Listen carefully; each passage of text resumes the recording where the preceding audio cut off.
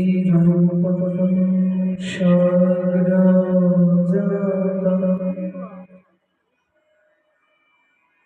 शान्तं शावधूतं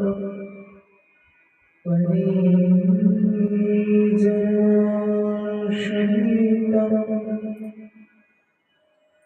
वन्दे राधाकृष्णपदम् शोभनोलिता विषभानितांश्च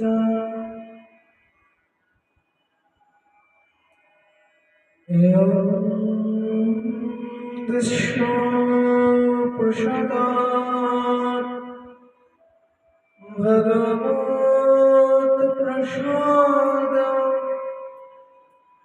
दृष्ट्वा प्रसादात् गति कुतोऽपि दयास्तवन्तश्च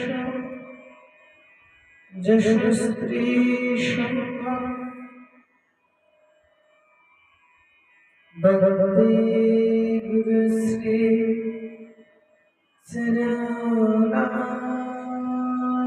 चरणारविन्दम् गुरावे गौरचन्द्राय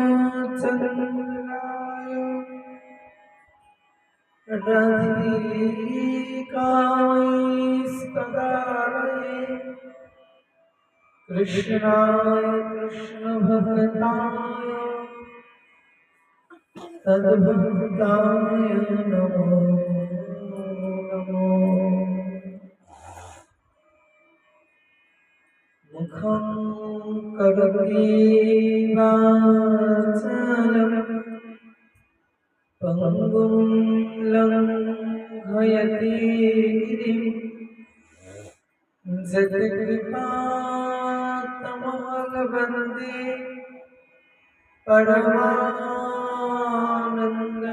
परमानन्दमाधवम्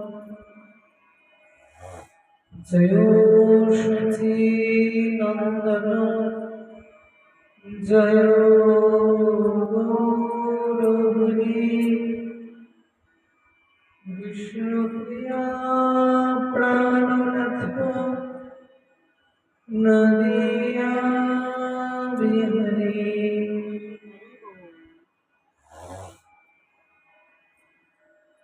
हरि ओम राम नाम हरि ओम राम नाम हरि ओम राम नाम हरि ओम राम नाम अधरं मधुरं वदनं मधुरं नयनं मधुरं हसितं मधुरं नयनं मधुरं वचनं मधुरं मधुराधिपते अखिलं मधुरं जय जय जय जय श्री राम श्यामताय गौर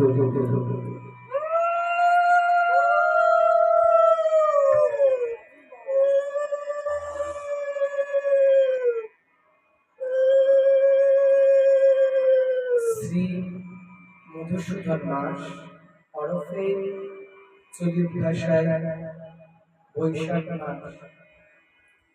নাম সংকীর্তন,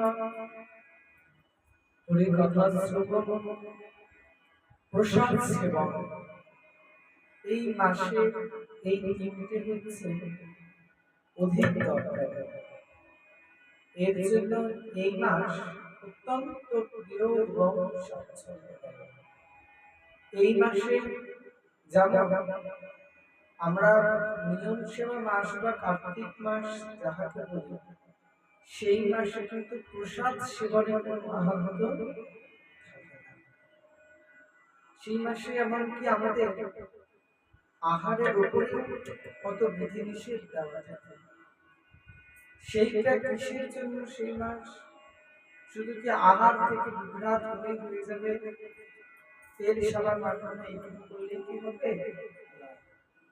ওই মাসে আমাদের দরকার অতিরিক্ত ভাগবত কথা শ্রবণ এবং হরিনাম সংকীর্তন, এবং একদমই কথা কম।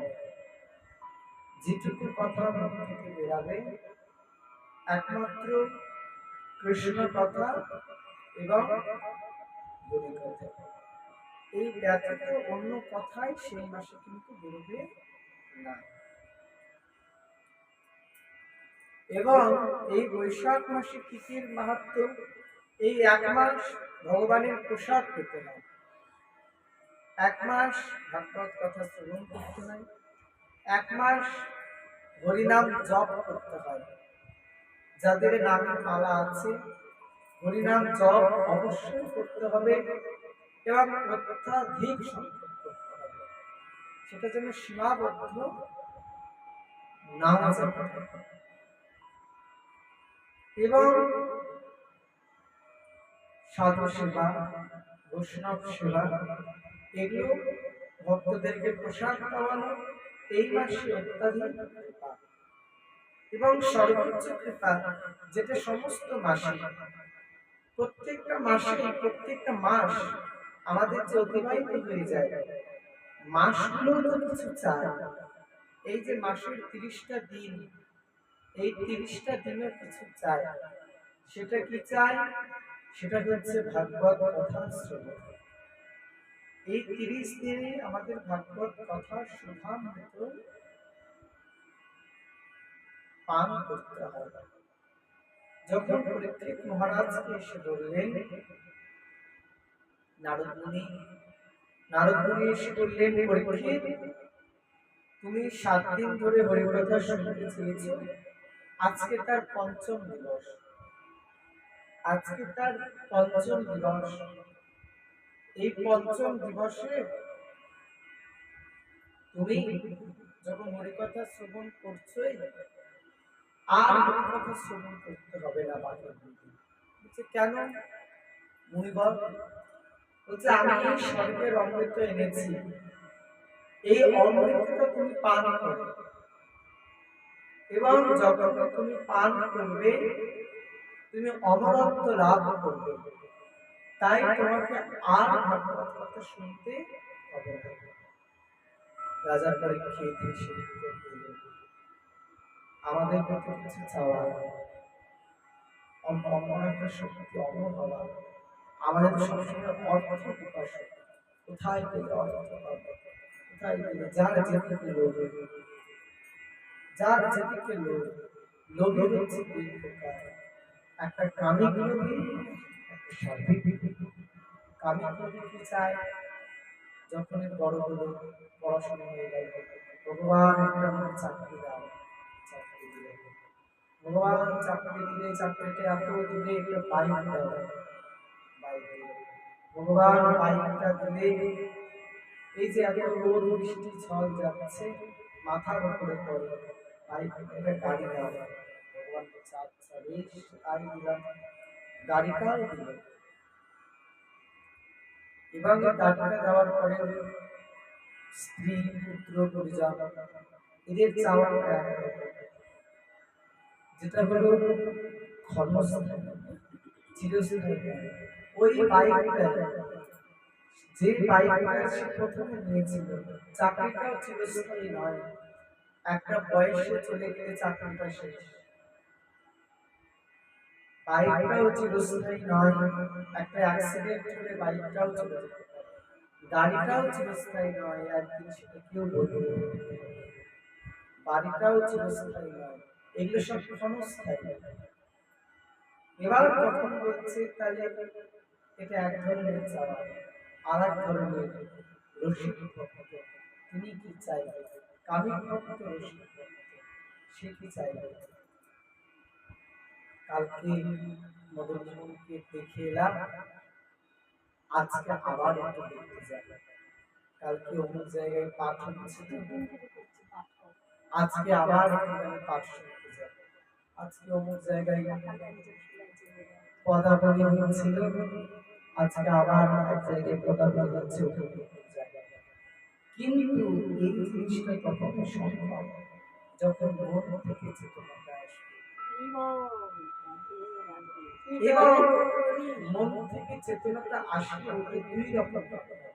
এক, তুমি পাঠ শুনতে আসছো, তোমাকে কেউ জিজ্ঞেস করছে কোথায় যাচ্ছে, বা কীর্তনে যাচ্ছে, আমাদের অহংকারে বশীভূত হয়ে সেও যদি আমার পিছ ধরে, এই ভয় আমাদের এই একটু কাজ আছে। সে যতই হরিকথা শ্রবণ করতে থাকে, তার একটাও ফল লাভ হবে না। তুমি হরিকথা শুনতে যাচ্ছ, তোমাকে যদি কেউ বলে কোথায় যাচ্ছ, ওই যে ওখানে পাঠ হচ্ছে বা কীর্তন হচ্ছে, তুমি কি যাবে? তোমার বলার কর্তব্য তুমি বলে দাও। সে আসবে কি আসবে না সেটা তার নিজস্ব ব্যক্তিগত ব্যাপার। তুমি তোমার রাস্তাটা পরিষ্কার রাখো।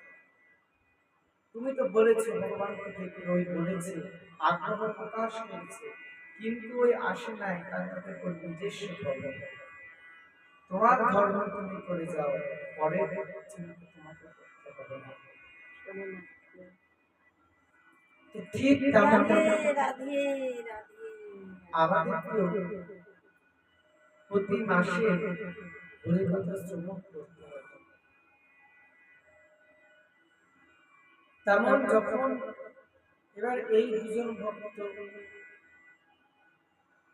এবার এই দুজন ভক্তই কিন্তু দুজনেই কিন্তু ভক্ত, কিন্তু দেখো একজন সংসারের মধ্যে আবদ্ধ হয়ে পচে পড়ে মারা যায়, আর একজন সংসারের মধ্যে মারা গিয়ে গভীর চলে হয়ে যায়। এটাই হলো পার্থক্য। একজন থাকে প্রথমে সুখে, বাড়ি গাড়ি, প্রথমে সুখ, তারপরে ছেলে মেয়ে, পেনশনের টাকা ছেলে মেয়ে তুলে নিয়ে চলে আসে বাবার বাইরে। প্রথমে আনন্দ সুখ, তারপরে দুঃখের পরে দুঃখের পরে দুঃখের পরে। আর একজন রসিক ভক্ত, তার তো কিছু নেই খাওয়ার দাওয়ার মতো, ওইখানে ওখানে যাই, তারও ছেলে আছে, কিন্তু সে কখনো চায় না ভগবান ছেলেকে। সেই পরবর্তীতে কি হয়, তার এত হরি কৃপা, কৃপার ফলে নিতাই চাঁদের কৃপার ফলে তিনি পরবর্তীতে তার গোটা পরিবারটা, ছেলে চাকরি বাকরি পেয়ে, নতুন বৌমা এসে, এমনকি বৌমা এসেও কৃষ্ণ ভক্তি হয়ে সবাই মিলে তখন ভজন করতে শুরু করে। তখন আনন্দ আনন্দ। তখনই এটাই হলো কি দুজন ভক্তের দুটোই হচ্ছে একজন চাইবে, উনি প্রথমে আনন্দ খুঁজতে গেছিলেন, আর এনে আনন্দ খুঁজতে যাবেন, খুঁজতে যাবেন গৌর চরণ। আমরা ভগবানের কাছে, ভগবান শ্রীকৃষ্ণ বলছেন, ভগবান শ্রীকৃষ্ণ বলছেন তোমরা আমার কাছে বাবা চাও অবশ্যই, গাড়ি চাও অবশ্যই, পুত্র কন্যা যা চাও অবশ্যই, কিন্তু যেটা চাইছো এগুলো কিন্তু পাবে না, কিছু পাবে না। আর যদি কিছুই না চাও, তাহলে আমি নিজে তোমার হয়ে যাবে। যখন কিছু চাইতে যাব তিনি দিবেন, কিন্তু যখন চাইব না তখন উনি আমাদের হয়ে যাবে। এটাই হলো কথা। আমরা কি করি না, আমরা হিরেটাকে পাওয়ার আশা করি না, কয়লা খনির মধ্যে ঢুকে ওই কয়লাগুলোকেই তুলে নিয়ে চলে আসি। এই যে গাড়ি দাও, বাড়ি দাও, টাকা দাও, ধন দাও, অর্থ দাও, এগুলো তো কয়লা নিয়ে চলে এলাম। কিছু না চাইলেই তো আমাদের হিরে কিন্তু ভগবানকে পাবো, সেটা আর পেলাম না, আর ভগবান পেলাম না। গেলাম হিরে খুঁজতে, নিয়ে এলাম কয়লা, সেটা নিয়ে আনন্দ। কয়লা কি আর সারা জীবন টিকবে? সেটা ক্ষণিকের বস্তু, কয়লা টিকবে। আর একটা হিরে পেয়ে গেলে সারা জীবন এমন আনন্দ বিকর্ষণ হওয়া। কিন্তু এটা কোন আনন্দ? সাংসারিক আনন্দ খুঁজতে গেলে তুমি কখনোই আনন্দ খুঁজে পাবে না। তার জন্য পরীক্ষিত মহারাজ বললেন যে এরকম তোমাকে দিচ্ছি যখন, তুমি তাহলে এগুলো সুধা পান করো। তখন রাজা পরীক্ষিত বললেন যে মহারাজ, এই যে সুধার কথা আপনি বলছেন, এই সমস্ত সুধা পান করলে অমর হওয়া যায়, তাই না? স্বর্গের অমৃত খেলে তো অমর হওয়া যায়। আর ভগবত কথা সুধা পান করলে শান্তি পাওয়া যায়। তোমরা একটা জিনিস বলো, ভেবে নাও তোমার দুই ভাই আছে, তুমি বড় ভাই, তোমার দুই ভাই আছে। এবার এক ভাই বড় বাড়ি, একটা এসি লাগানো, ঝাঁঝ ছোট লাগানো, তুমি যাও, ভাই এসেছিলাম তুমি বসো, তোমাকে বসতে দিলে একটা মোড়া বানাবে, মোড়া বসে আছে সোফাতে, তুমি গেলে তোমাকে দিল মোড়া বানাবে, পাতি স্টিলের পাতলা থালার মধ্যে ওরা খাচ্ছে, ডাইনিং টেবিলে তোমাকে দিল নিচের মধ্যে, নিচেই বসো বসো। ওরা আছে তিনতলা এসি রুমে, তোমাকে সিঁড়ির তলার একটা ছোট্ট একটা ঘর তাড়াতাড়ি লাগাবে, ওই ঘরে আর একজন ভাই কিছু নেই, দুটো টিনের ঘর। তুমি যাওয়ার সঙ্গে সঙ্গে ভাই বলবো, দিদি এসেছো, দিদি এসেছো, আসো আসো। তোমাকে নিয়ে যাওয়া, তোমাকে নিয়ে গিয়ে বসানো, চেয়ারে বসানো, কি খাবার, চা টা করে দেওয়া, সবাই মিলে ভাই ভাই বোন সবাই মিলে একটা, ওখানে না হয় কাঁচের টেবিল ছিল বড় ভাইয়ের বাড়িতে, ছোট ভাইয়ের বাড়িতে প্লাস্টিকের টেবিল, সেই টেবিলে তিনজন মিলে বসে ওখানে না রাজকীয় সব খাবার, এখানে একটু ডাল, আলু ভাজা, আলু সেদ্ধ, শাক ভাজা, বেগুন পোড়া, যা তুলে এনেছে রাতে সব ভাই বোন, ভাই ছেলে মেয়ে, পিসি পিসি সবাই, পিসি এসেছে, পিসি এসেছে, সবাই মিলে একসঙ্গে খাওয়া। এবার বলো কোনটাই বিয়ে বেশি? আমরা তো শান্তি ওখানে পেলাম, বড় ভাইয়ের বাড়িতে শান্তি পেলাম, এখানে শান্তিটা পেলাম, এখানে আমরা শান্তিটা পেলাম। তার জন্য আমাদেরকে শান্তিটা খুঁজতে হবে, কোথায় শান্তি আছে। আমরা সবাই তো সেই জন্যই ছুটে যাই, কোথায় শান্তি। তো এইখানেই বললেন স্বর্গের অমৃত সুধা পান করলে অমর হওয়া যায়, আর এই ভাগবত কথা সুধা পান করলে শান্তি পাওয়া যায়। তো যেখানে শান্তি নেই সেখানে তো আমরা অবশ্যই যাবো। এবার ভেবে নাও তোমাকে স্বর্গের অমৃত পান করা হবে, তুমি সেই অমৃত পান করলে, তোমার সামনে তোমার ছেলে মেয়ে মারা গেল, ওদের যে শোক তোমার মধ্যে এসে লাগবে, মা বেঁচে আছে, বাবা নাকি তোমার নাতি নাতি মারা গেল, পাড়া বলছে বাবা অত বড় ঠাকুমাটা বেঁচে আছে, দাদুটা বেঁচে আছে, আর নাতি নাতনি সব মারা যাচ্ছে, এ তোমার একটা কষ্ট, নাতির ছেলে মারা যাচ্ছে, তুমি তো মনে মারা যাবে না, তুমি তো অমৃত পান হয়েছে। এমন সময় পাড়ার সব ছেলেমেয়েরা বলে তুমি মরবে না, একে সবার মানে ধরে কাছে যতই আগে লাগা তুমি তো মরবে না, কিন্তু অমৃত পান করছে। অমর পান করলে মানুষ জলে ডুবেও যাবে, তাও তুমি জল থেকে উঠে আসবে, তোমাকে জল ভাসিয়ে দেবে। অমরত্ব লাভ, অমরত্বের শক্তি। তুমি যদি বিষ খাও, বিষটা হজম হতে অমরত্বের শক্তি। তোমার গায়ে যদি আগুন লাগে, তোমার গায়ের চামড়াগুলো ঝলসে ঝলসে পড়ে যাবে, কিন্তু তোমার ভেতর থেকে প্রাণটা সরে যাবে। ওই জন্য আগুনটা লাগিয়ে দিলে গা থেকে চামড়াগুলো ঝলসে যাচ্ছে, এটা তীব্র যন্ত্রণা, একটা যন্ত্রণা কষ্ট উপভোগ করছি, তাও হচ্ছে না। তাহলে এবার বলো, শান্তি আছে অমরত্ব খেলে? কোন রকম শান্তি থাকবে না। তখনই আমরা কি করলাম, তখনই বললাম আর এই ভাগবত কথা শোনা পান করে যে যেটুকু আমরা এখানে বসে থাকবো, এখন কিন্তু বাড়িতে বাইরে যা হচ্ছে হয়ে যাবে। এবার এখান থেকে যে উঠে যাবে আবার সব এসে গ্রাস করবে। আমরা একটা কাজ শুরু হওয়ার আগে একটা শ্লোক বললাম, মুখম করতি বাচলম লঙ্ঘয়তি গিরিম যৎকৃপাতমহং বন্দে পরমানন্দমাধবম।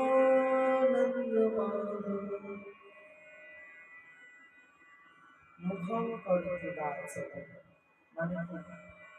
মুখম মানে করতি বাচলম, যারা কথা বলতে পারে না, তারা কথা বলতেও পারে না, তাদের বাক শক্তি আছে। বাচালের মানে কথা বলা। পঙ্গুমূলম ভয়তে গিরিম, পঙ্গু পাহাড়ে উঠতে পারে যার হাত নেই। কখনো পঙ্গু হয়? পঙ্গু তো এমনি হয় না। আমরা অনেকে একটা কোনো পঙ্গুকে আমরা দেখে বলি কত কষ্ট, ভগবান এরকম যেন কাউকে যেন না সন্তান দেয়, এরকম কথা। একটা বাচ্চা সন্তান যখন জন্ম নেয় কত পঙ্গু হয়, তাই না? হাত পা কেমন জড়বস্তু, আমরা তখন কি মনটা কাঁদে, আমাদের কাঁদলে কিছু হবে না। কখন পঙ্গু হয়? যখন আমরা পূর্ব ৮৪ লক্ষ জন ভ্রমণ করে যারা অত্যাধিক পাপ করে যাবে, তারাই পঙ্গু হয়ে যাবে। ওটা ওদের পাপের দোষ, ওটা ওদের কর্ম দোষ, তাই ওরা পঙ্গু হয়েছে। তুমি হাইব্রিড শুনিয়ে কিছু নয়। আর তোমরা যদি গিয়ে বলো পঙ্গু হয়েছে, এরকম যেন না হয়। ওরকম পাপ যদি হাজার হাজার জন করে, হাজার হাজার জনই যত কিছু করবে, যত পাপ করবে, তত পঙ্গু হবে।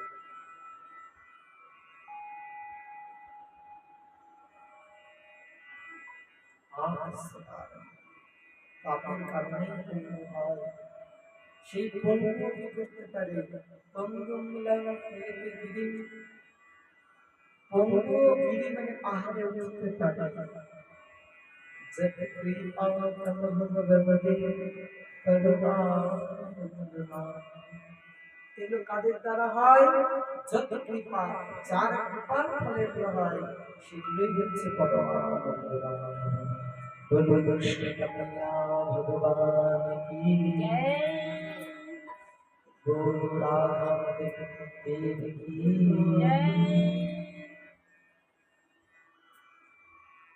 তাহলে ভগবানের কৃপার ফলে যে কথা বলতে পারে না, আর আমাদের তো শুধুমাত্র পেটের ভাত জোগাড় করা। কেউ বলতে পারবে কেউ না খেয়ে মারা যায়? কোনো কি ভিখারি আছে যে না খেয়ে মারা যাচ্ছে? আর আমরা কাদেরকে ভিখারি বলি? ওই যারা বাড়িতে এসে চাঁদা নিয়ে যায়, ওরা ভিখারি নয়। ভিখারি কারা? যাদের কিছুই নেই, পড়ার কাপড়টুকুটাও নেই, কেউ দিলে পড়বে, বাড়িতেই থাকে, কিছু খেতে পারে না, শাক জলে সেদ্ধ করে খায়। আর এখনকার দিনে মেয়েরা ভিখারি। প্রত্যেকটা বাড়ি থেকে যদি ১ টাকা করে দেয়, ৫০০টা বাড়ি ঘুরলেই তো ৫০০ টাকা দিবে।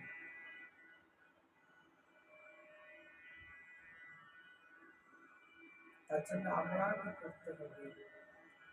অত্যাধিক ভোজন করতে হবে এবং এই ভোজনের দ্বারাই আমরা কৃষ্ণ সুধামৃত পান করতে পারব। এই সুধামৃত পানের দ্বারাই আমরা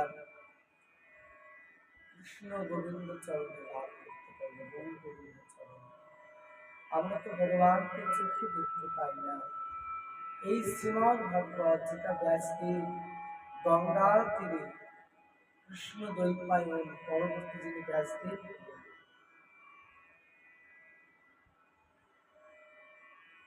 তিনি সরস্বতী নদীর তীরে বসে থেকে কোথায় আছে মণিগ্রাম নামে একটা গ্রাম আছে, সেই গ্রামে যাবে, ভারতের শেষ গ্রাম মানা গ্রাম। সেই গ্রামে আছে পাণ্ডবদের স্বর্গে যাওয়ার রাস্তা। কৃষ্ণ দ্বৈপায়ন ব্যাসদেব যে ভাগবত এবং গণেশ যে ভাগবত লিখেছিলেন সেইটা পাথর হয়ে গেছে, সেই উঁচু পাহাড় হয়ে গেছে। সেই গঙ্গা নদীর তীরে সেটাকে আস্তে আস্তে দেখে দেখে বুঝে বুঝে সরস্বতী কৃষ্ণ দ্বৈপায়ন ব্যাসদেব তিনি ভাগবত আবার রচনা করলেন। এবং আমরা যে সরস্বতী নদীর নাম শুনে থাকি গঙ্গা যমুনা সরস্বতী, আমরা তো যমুনা নদী দেখতে পাই, গঙ্গা দেখতে পাই, কিন্তু সরস্বতী কোথাও দেখতে পাই না। একমাত্র এই মানা গ্রামে ঝর্ণা থেকে সরস্বতী অতিবাহিত হয়ে আবার পাতালে প্রবেশ করেছে। ওইখানে এক ঝলক দেখা যায় না সরস্বতী। সেই কৃষ্ণ দ্বৈপায়ন ব্যাসদেব তিনি ভাগবত রচনা করলে তিনি কিছুই জানতে পান, যার জিহ্বার মধ্যে এসে বসলেন সরস্বতী মা, তিনি এসে বসলেন।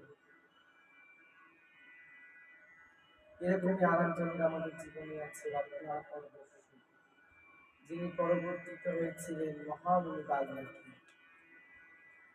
এই বাল্মীকি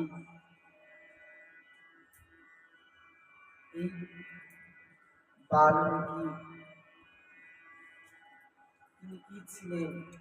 তিনি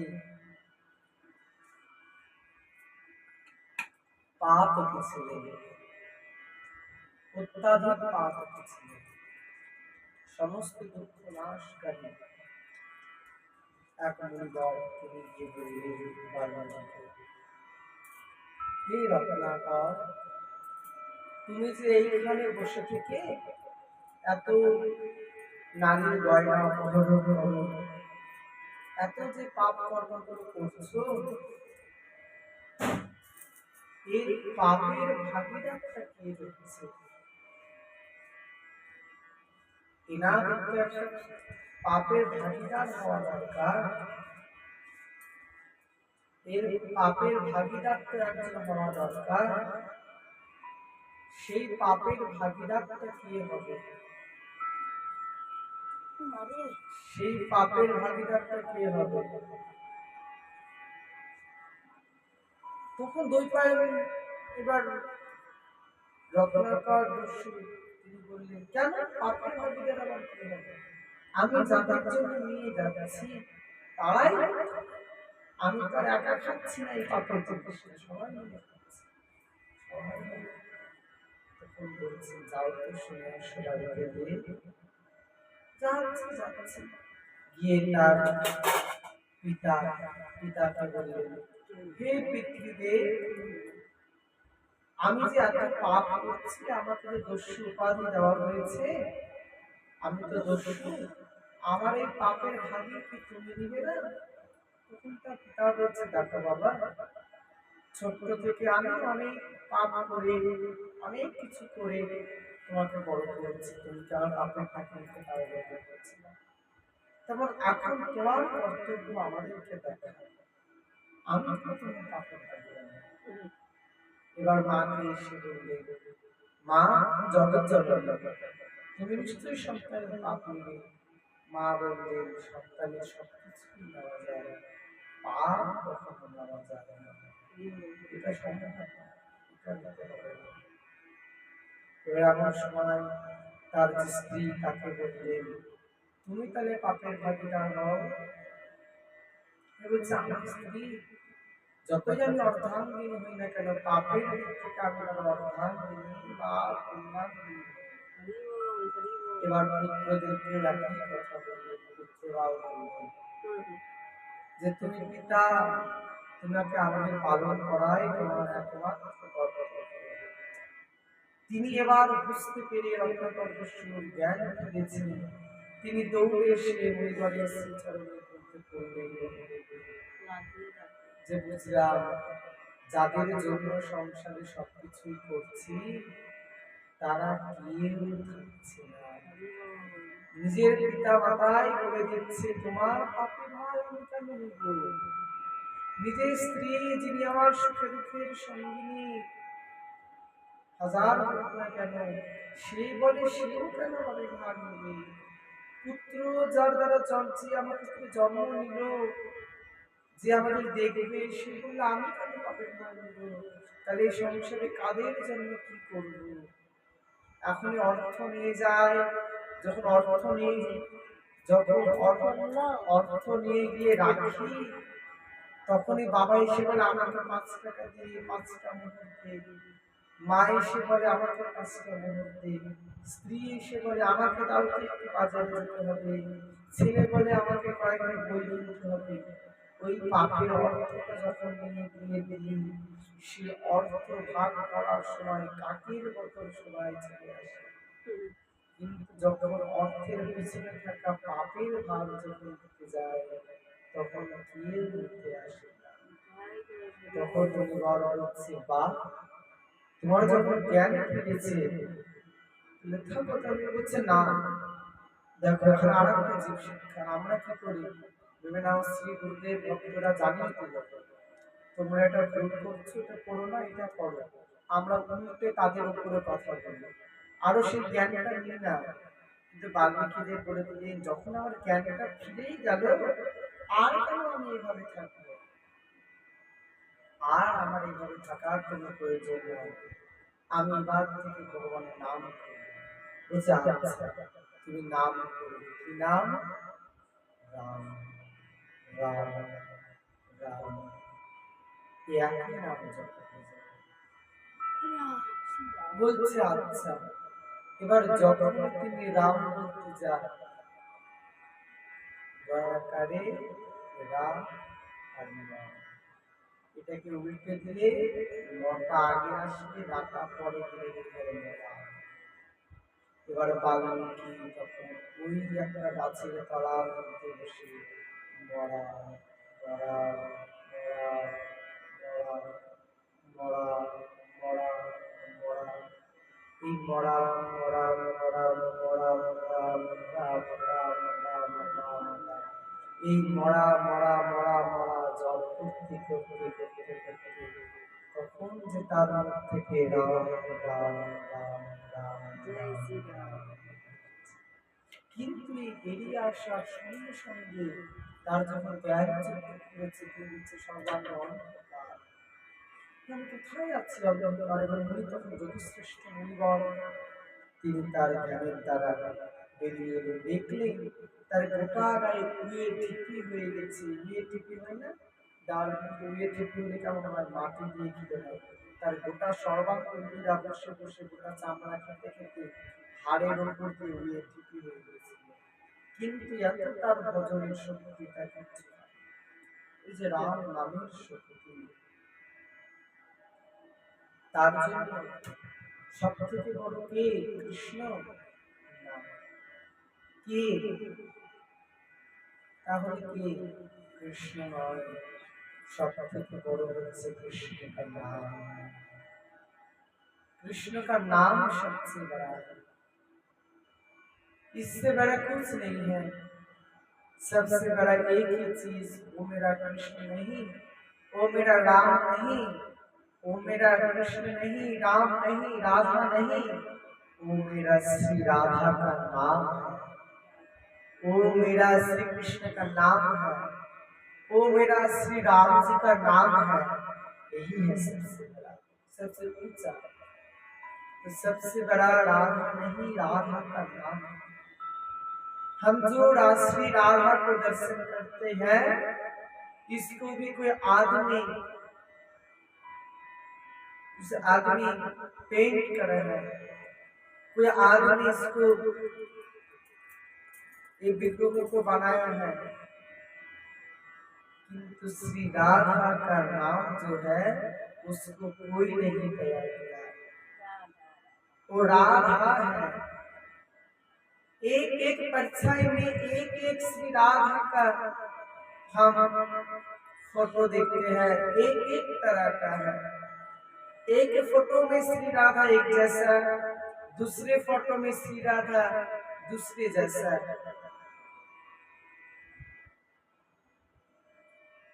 बट श्री राधा का जो नाम है वो इसमें भी जैसा है, उस फोटो में भी ऐसा ही है, उस फोटो में भी ऐसा ही है। राधा ये जो आकृति है, ये जो विग्रह है, ये अलग अलग हो सकता है,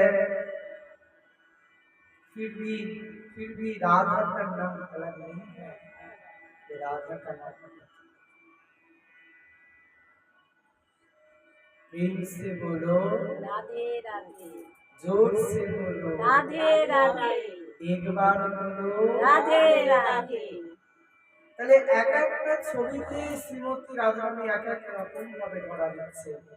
এই ছবিতে এক রকম, ওই ছবিতে এক রকম, ওই ছবিতে আরেক রকম, ওই ছবিতে আরেক রকম। কোনো ছবির সঙ্গে কিন্তু কোনো ছবির মিল নেই।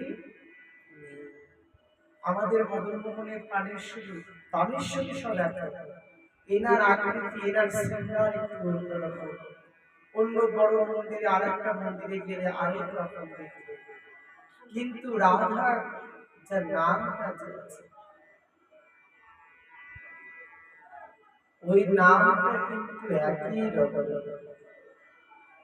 রাধা রানীর নামটা কিন্তু আলাদা নয়, রাধা রানীর নামটা কিন্তু একই রকম।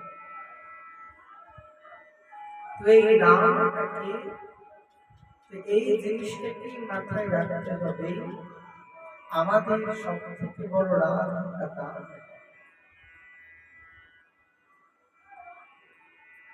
আমাদের হরিনাম জপ। এবার তখন বাল্মীকি দেব তিনি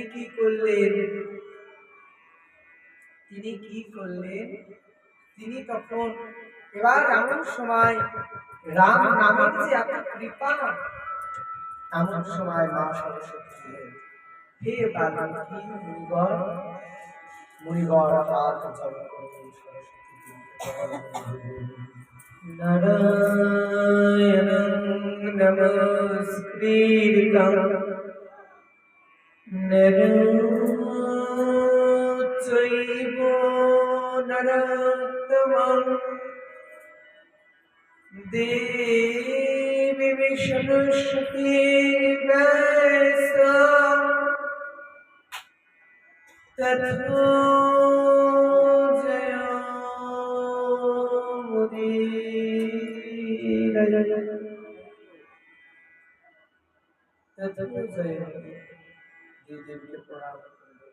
बोलो सरस्वती देवी की जय, विद्या देवी की जय,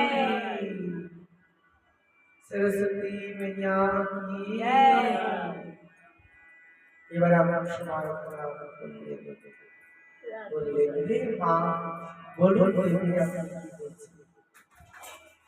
বলছেন হে মুনিবর, তুমি যে এখানে এসেছো, তুমি এত রাম নামে পাগল, তুমি জানো এই রাম কে? মুনিবর বলছে আমি তো কেউ জানি না রাম কে। তখন রামচন্দ্র জন্মগ্রহণ করেন, রামচন্দ্র আবির্ভূত তখন হন, তার আগেরই ঘটনা। বলছে কি করবো? বলছে তুমি রামচন্দ্রের জীবন যে অবতীর্ণই হয় না, যে এখনো আবির্ভূতই হয় না, তার লীলা কিভাবে লিখবো?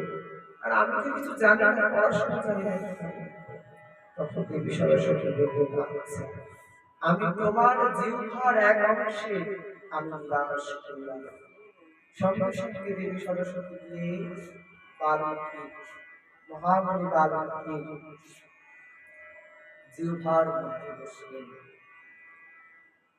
জিহ্বার মধ্যে বসলেন, বসে বললেন, এবার তুমি জানো, তাহলে রামচন্দ্রের জন্মের আগে রামায়ণ রচনা হয়ে গেল। কিসের দ্বারা? রাম নামে কৃপার দ্বারা, মা সরস্বতীর কৃপার দ্বারা। তো কৃপার দ্বারা সবই সম্ভব। তো এই যে কৃপা নামক যে বস্তুটা, এই জিনিসটা কখন হবে? যখন একাগ্র চিত্তে এসে ভগবানের শরণাগত হবে। আজকে আমরা বলতে শ্রবণ করলাম শ্রীরাম মহিলা। আগামীকাল 7টা থেকে আমরা আবার শ্রবণ করব রাজা নাভা উপাখ্যান। সবার আসার জন্য এখানে আমন্ত্রণ রইল।